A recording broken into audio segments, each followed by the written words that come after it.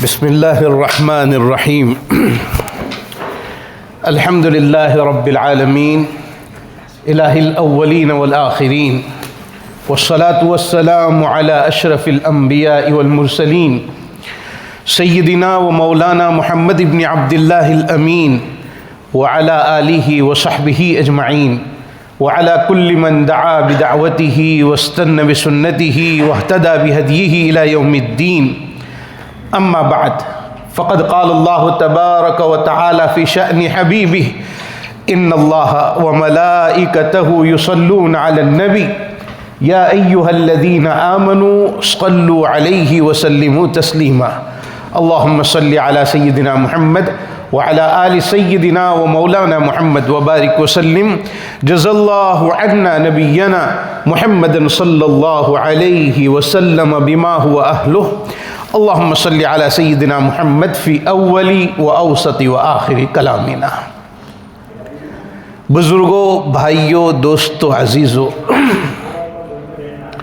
گھروں میں سننے والی اسلامی ماؤں، بہنوں، بچیوں، اللہ رب العزت کا فضل، کرم، شکر، احسان کہ حق تعالی شانہ نے ایک بار پھر ہماری ملاقات کروائی اور اللہ تعالیٰ نے رمضان کے قریب ہمیں پہنچا دیا.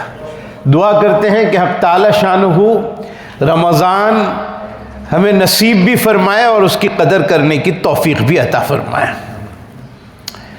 بات یہاں سے شروع کرتے ہیں کہ کسی بھی کام کو کرنے کے لیے اور اس کے انجام تک پہنچنے کے لیے کوئی بھی آدمی ایک پروگرام کے ساتھ چلتا ہے اور اس پروگرام کے مطابق وہ محنت کرتا ہے، کوشش کرتا ہے. بے ڈھنگی کوشش کبھی آدمی کو کامیاب نہیں ہونے دیتی. ایک آدمی ہے جو دکان کا مالک ہے، شاپ کا مالک ہے، اور وہ ایک دن ہفتے میں جاتا ہے اور 12-13 گھنٹے وہیں بیٹھا رہتا ہے اور خوب کام کرتا ہے، پھر دوسرے دن سے ایک ہفتے تک جانا بند کر دیتا ہے، تو وہ کامیاب نہیں ہوتا. ایک آدمی ہے جو 4 گھنٹے روزانہ کام کرتا ہے اور مسلسل کرتا ہے، وہ ایک دن کامیاب ہوگا. کسی بھی کام کے لیے ترتیب ضروری ہے اور کسی بھی کام کے لیے ایک پروگرام ضروری ہے اور اس پروگرام کے مطابق آدمی کام کرے. ہم اور آپ اپنی زندگی کے کئی مراحل گزار چکے، کتنے سال گزر چکے. ایک پروگرام ایسا بنایا جائے کہ چلو اللہ کو حاصل کر لیں، اللہ سے ہمارا ربط ہو جائے، اللہ تعالیٰ کے ساتھ ہمارا تعلق ہو جائے. یہی تو ہماری زندگی ہے. اگر اللہ مل گئے تو سب کچھ مل گیا، اور اگر اس کی کوشش اب تک ہم نے نہیں کی تو ہماری زندگی بیکار ہے. اللہ کو پانے کے لیے ہمارے بزرگوں نے راتوں میں، تہجد میں دنیا نہیں مانگی ہے، یہ مانگا ہے اللہ آپ ہمیں مل جائیے. خواجہ عزیز الحسن مجذوب رحمۃ اللہ علیہ نے اپنے بہت سادے الفاظ میں، بہت سادے اشعار میں یہ بات کہی ہے کہ میں صبح نور کے تڑکے میں جب اٹھا سو کر، یعنی میں جب تہجد میں بیدار ہوا، میں صبح نور کے تڑکے میں جب اٹھا سو کر تیری رحمت کے دروازے کھلے پائے. اے اللہ، تیری رحمت چھما چھم برس رہی تھی تہجد کے موقع پر، اور اس برستی ہوئی رحمت میں نے ہاتھ اٹھا دیے تیری طرف. آقا گدا پرور، حاضر ہوں تیرے در پر.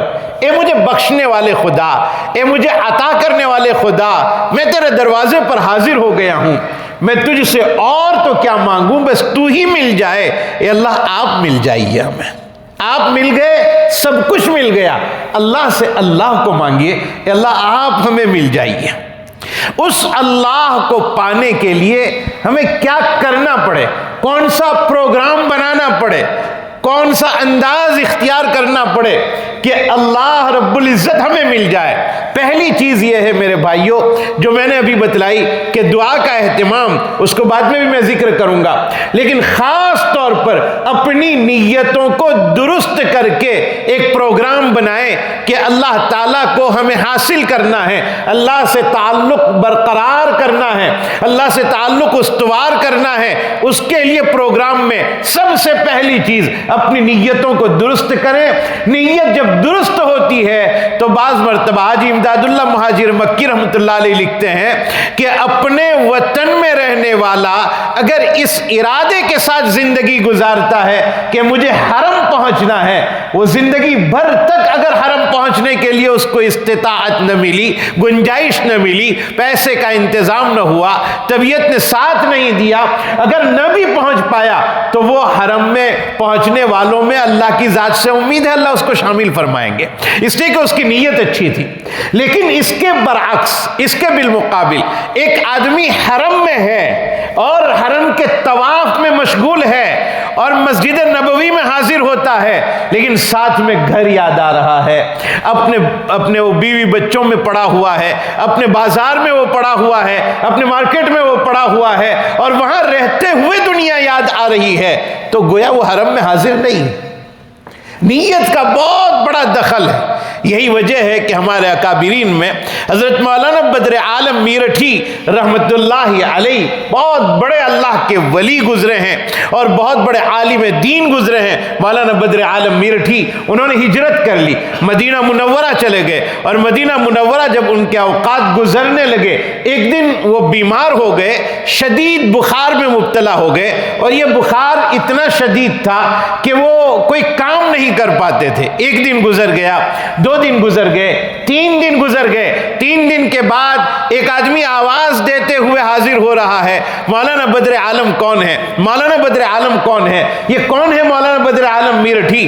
مولانا نے کہا میں ہوں، اور تم کون ہو؟ کہا مجھے خواب میں بتلایا گیا کہ ہمارا ایک اچھا امتی بیمار ہو گیا ہے اور اس کا نام بدر عالم ہے، جاؤ ان کی عیادت کرو۔ اس خواب کے بعد میں آپ کے لیے دوا اور کھانے کا انتظام کر کے آیا ہوں۔ 3 دن تک اللہ کی طرف انہوں نے لو لگائی، حضرت مولانا بدر عالم میرٹھی۔ انہی ایام کی بات ہے کہ مفتی محمود الحسن گنگوہی رحمۃ اللہ علیہ نے مولانا بدر عالم میرٹھی رحمۃ اللہ علیہ کو خط لکھا کہ حضرت آپ مدینے میں ہیں، یہاں کی کوئی چیز کی ضرورت ہو آپ بلا تکلف ہمیں خبر کیجئے، ہم فوری طور پر حاضر کر دیں گے، کسی بھی طرح آپ تک پہنچا دیں گے۔ مولانا نے جواب لکھا، مدینہ میں رہتے ہوئے میں اپنے ملک کی چیز کو یاد کروں یہ میری غیرت گوارا نہیں کرتی ہے۔ میں یہاں مدینہ میں ہوں، مدینہ الرسول میں ہے، اب مجھے کوئی اور چیز یاد نہیں آتی ہے، اب میری نظر ہے روضہ نبوی ہے، مسجد نبوی ہے، میں یہاں کے کاموں میں لگا ہوا ہوں اور ہر اعتبار سے میں کوشش کر رہا ہوں۔ یہاں رہتے ہوئے مجھے ہندوستان بھی نہیں یاد آتا اور ہند کی چیزیں بھی۔ جب کوئی آدمی اللہ کے لیے کوئی کام کر گزرتا ہے تو پچھلی چیزیں پھر اس کو یاد نہیں آتی، دنیا اس کو یاد نہیں آتی۔ یہی وجہ ہے کہ ہمارے علماء میں قرآن کریم کے بہت بڑے مفسر اور حدیث کے محدث حضرت مولانا مفتی محمد شفیع صاحب نور اللہ مرقدہ، ان کے حالات میں یہ بات لکھی ہے کہ یہ ہندوستان میں دارالعلوم دیوبند میں پڑھاتے تھے اور دیوبند ہی میں ان کا قیام رہتا تھا، اور دیوبند میں رہنے کے دوران انہوں نے اپنے آخری ایام میں ایک چھوٹا سا باغیچہ بنایا تھا، انہیں بڑا محبوب تھا، بہت اچھا لگتا تھا۔ روزانہ عصر کی نماز کے بعد وہ اپنے باغیچے میں چلے جاتے تھے اور عصر سے مغرب تک کا وقت وہ وہیں اپنا لگاتے تھے، کھپاتے تھے اور وہیں بیٹھتے تھے، انہیں بڑا اچھا لگتا تھا۔ اتفاق یہ ہوا کہ 1 ہی سال کا وقت گزرا تھا، 1-1.5 سال کا، اور اعلان ہوا کہ جتنے مسلمان پاکستان جانا چاہتے ہیں ان کو جانے کی اجازت ہے۔ ان جانے والوں میں مفتی شفیع صاحب رحمۃ اللہ علیہ بھی جا رہے تھے۔ اب وہ دیوبند چھوڑ رہے ہیں، اب وہ اپنا گھر چھوڑ رہے ہیں، اب وہ اپنا باغیچہ چھوڑ رہے ہیں، اور وہ چھوڑ کر پاکستان کی طرف ہجرت کر رہے ہیں، رحلت کر رہے ہیں۔ پاکستان چلے گئے، گھر بسا لیا۔ ایک مدت گزرنے کے بعد حضرت نے یہ فرمایا، الحمدللہ اللہ کے نام پر ہندوستان ہم چھوڑ کر آئے، آج تک میرا عزیز اور محبوب باغیچہ جو میں چھوڑ کر آیا ایک مرتبہ بھی الحمدللہ مجھے یاد نہیں آیا۔ تو اللہ کے لیے جو کام کرتا ہے اللہ اس کو ہر وقت حاضر اس کے سامنے رہتے ہیں، ہر وقت اللہ تعالیٰ کی جو ہے قدرت اس کے سامنے رہتی ہے اور وہ اللہ کو یاد کرتا رہتا ہے۔ جو آدمی اللہ کے لیے کام کرتا ہے وہ اللہ کو پا لیتا ہے۔ اللہ کے ساتھ قرب کا یہ سب سے بنیادی اور سب سے بڑا ذریعہ کہ آدمی ہر کام کو اللہ کے لیے کرے۔ نمبر 2، اللہ کا قرب اختیار کرنے کے لیے اللہ کا ذکر دائمی طور پر کرے۔ ہمیشہ اللہ تعالیٰ کو یاد کرتا رہے. اور دیکھیے اللہ تعالیٰ کو یاد کرنے سے فائدہ ہمارا ہے، اللہ تعالیٰ کا کوئی فائدہ نہیں.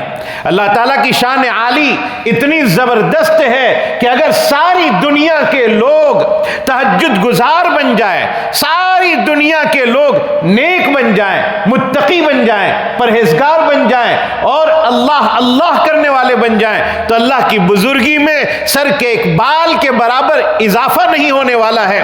اور اگر ساری دنیا ابو جہل کی طرح بن جائے اور نافرمان اور طاغی اور باغی اور شرکش بن جائے تو اللہ تعالیٰ کی بزرگی میں ذرے کے برابر کمی بھی نہیں آنے والی.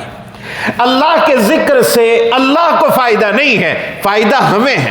ہم جتنا اللہ کو یاد کریں گے اتنا گناہوں سے بچتے رہیں گے.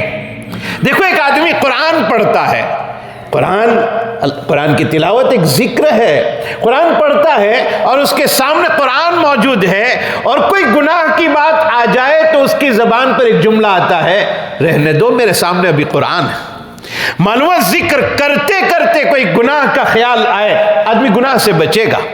ہمیشہ اللہ کو یاد کرنے والا گناہ سے بچتا ہے، اور گناہ آدمی تبھی کرتا ہے جب وہ اللہ کے ذکر سے غافل ہو جاتا ہے. ذکر خداوندی سے غافل ہو جائے تو پھر آدمی گناہ میں مبتلا ہو جاتا ہے. ہر وقت اللہ کو یاد کرنے کی کوشش کریں، یاد کریں، اس کی مشق کریں تو انشاءاللہ ہم گناہ سے بچنے والے بنیں گے. حضرت عبداللہ ابن عمر رضی اللہ تعالیٰ عنہما جنگل کے سفر میں تھے اور ایک چرواہے کو دیکھا کہ وہ بکریاں چرا رہا تھا، اور عبداللہ ابن عمر رضی اللہ تعالیٰ عنہما نے اس کا امتحان لیا کہ بھئی یہ بکریاں کس کی ہے؟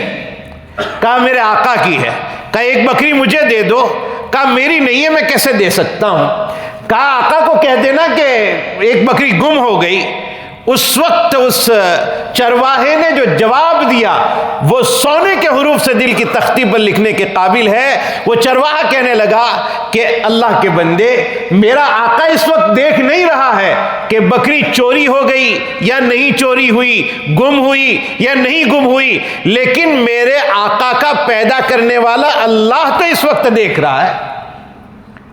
عبداللہ ابن عمر کو اس کی یہ بات بہت پسند آئی. عبداللہ ابن عمر امتحان لے رہے تھے اور وہ آدمی امتحان میں کامیاب ہو گیا.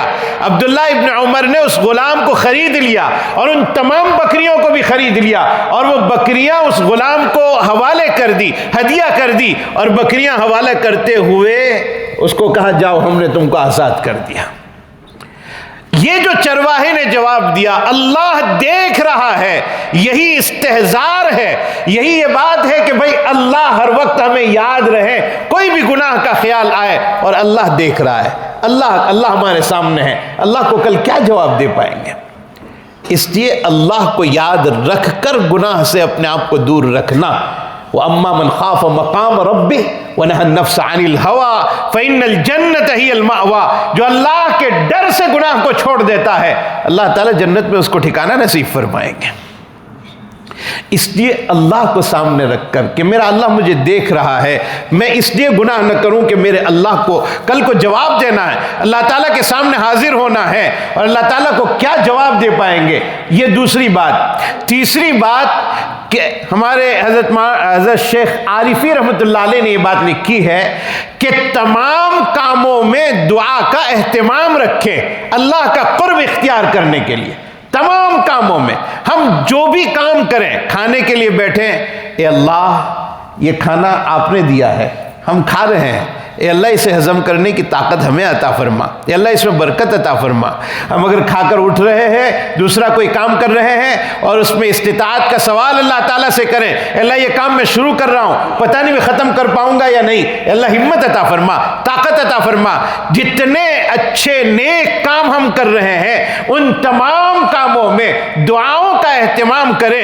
جب آدمی ہر وقت، ہر آن، ہر گھڑی، ہر کام میں دعا کا اہتمام کرے گا تو انشاءاللہ اللہ تعالیٰ ہر وقت یاد رہیں گے، اور جب اللہ ہر وقت یاد رہیں گے تو آدمی گناہوں سے بچتا رہے گا اور اللہ تعالیٰ کا استحضار دل میں رہے گا.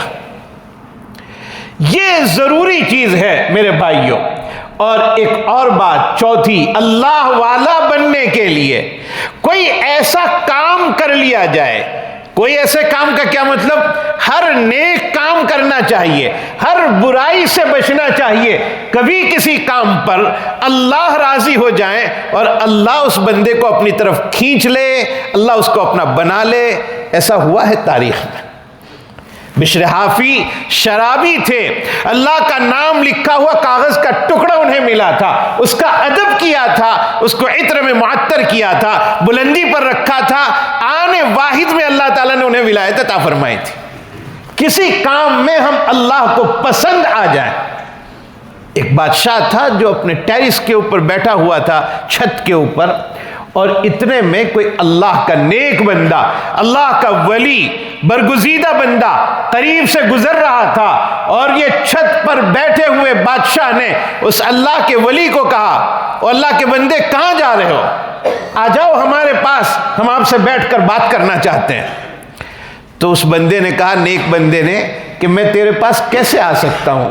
تو کتنی اونچائی پر بیٹھا ہوا ہے، کتنی بلندی پر بیٹھا ہے، اور اوپر آنے کے لیے کوئی سیڑھی نظر نہیں آ رہی۔